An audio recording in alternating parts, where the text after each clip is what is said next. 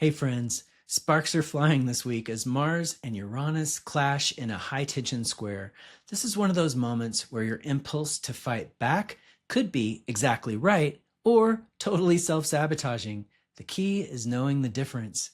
Keep listening for practical insights that will help you navigate this moment, and we'll also explore the dynamics of protest under this volatile transit. When a faster-moving planet moves into relationship with an outer planet, it serves as a trigger, unleashing an energetic that may be short but packs a punch.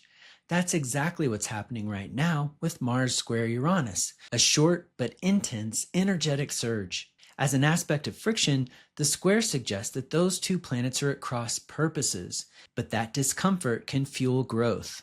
Planets in square have something to work out with each other, and while there's uncomfortable tension in the moment, the result can actually be quite positive. Like tectonic plates grinding before finding a new track, the tension can create a breakthrough. Squares tend to compel us into action. Part of this has to do with the fact that we don't like the feeling of friction and we want to do something about it. So while at first that sounds like something negative, we see in practice that if we respond with consciousness, this can be a very productive aspect.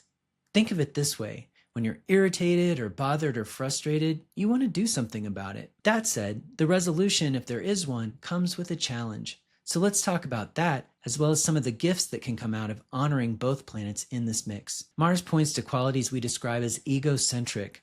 As a process in our psyche, Mars is about getting our way, and it relates to our intention to take action, even if that means choosing not to act. Where there's action and initiative, there's your Mars. Mars also speaks to our will, our drive, and our desire, what gets us hot or bothered or fired up, whether that's ambition, attraction, or even outrage.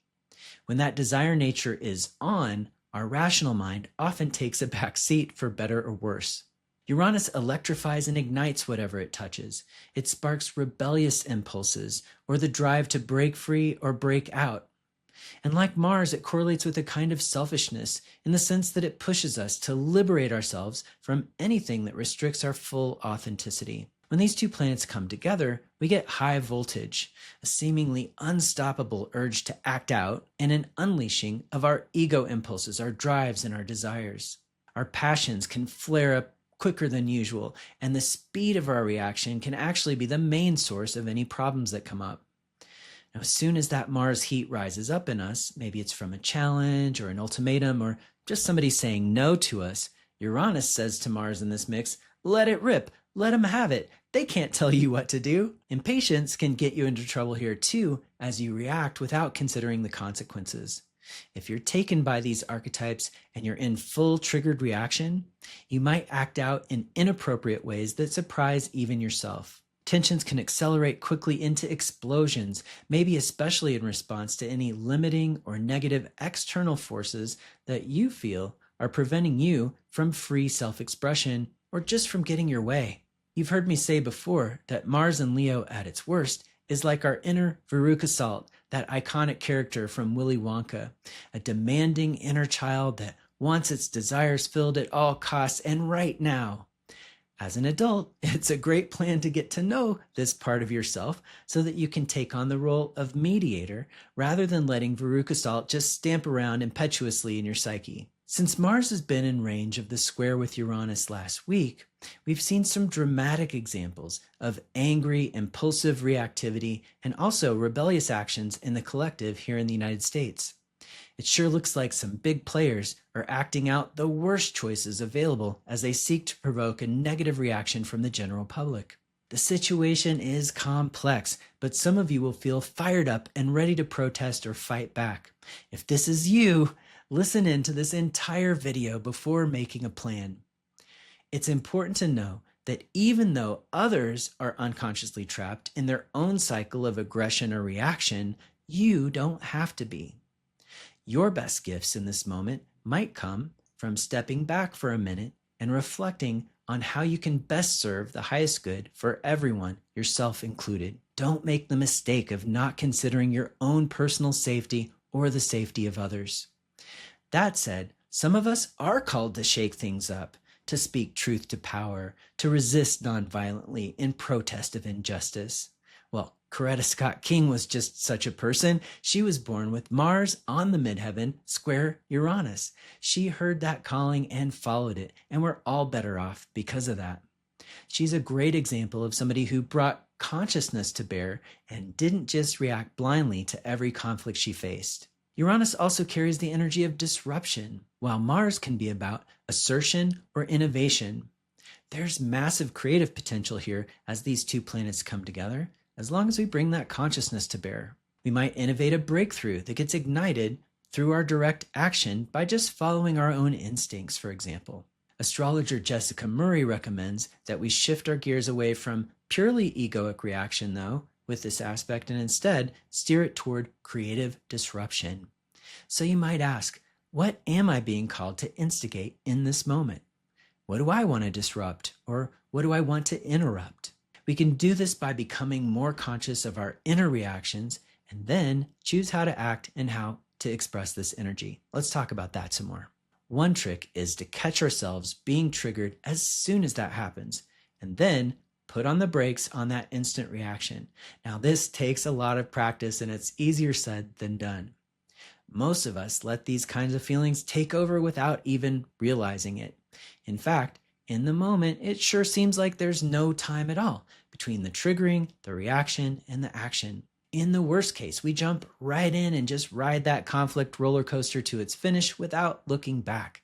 And only in the aftermath do we start to become aware of the results and impact of our impulsiveness. Well, it turns out that Buddhism provides some practical antidotes here. Pema Chödrön offers a powerful teaching about not biting the hook, for example. The first step is to recognize the very moment we become triggered, when we start to spin out in reactive thoughts. Now, if we can train ourselves to instantly recognize that we're triggered, we then have a chance to interrupt our reaction. This is huge. Next, we need to pause and put our inner Varukasal in a time out. That pause can make all the difference, and it can result in an outcome that's positive and supportive, rather than what can happen when we get out the flamethrower and then we're just left with cleaning up in the aftermath of destruction. Interrupting our triggered state gives us space to work with our emotions without letting them control us. In the third step, we learn to sit with our discomfort for a bit rather than trying to resolve it right away. Now, this advice is great for any Uranus transit. Sometimes we get the message loud and clear that a situation's no longer working for us. That might be a job or a relationship or even our feeling about our home base. But if we blow all that stuff up without first considering the result or without making a plan, we might find ourselves standing in the rubble of our life, and then it could be more difficult than ever to put it all back together.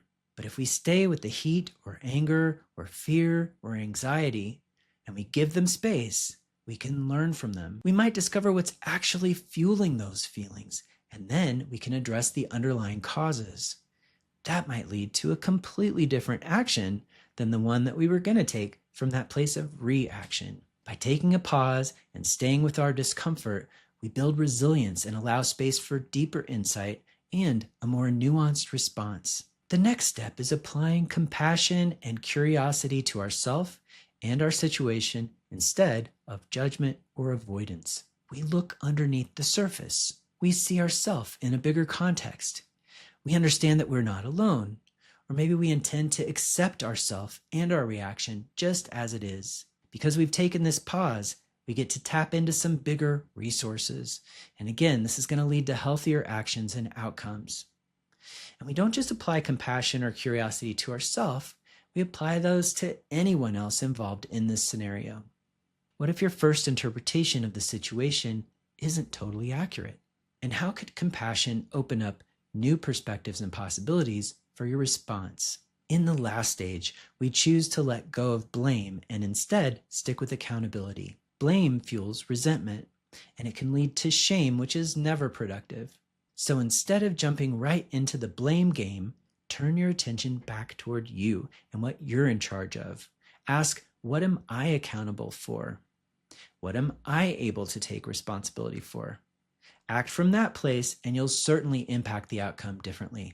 Okay, now that you've applied some Buddhism 101 to your Mars-Uranus reactivity, now you get to decide what to do or what not to do.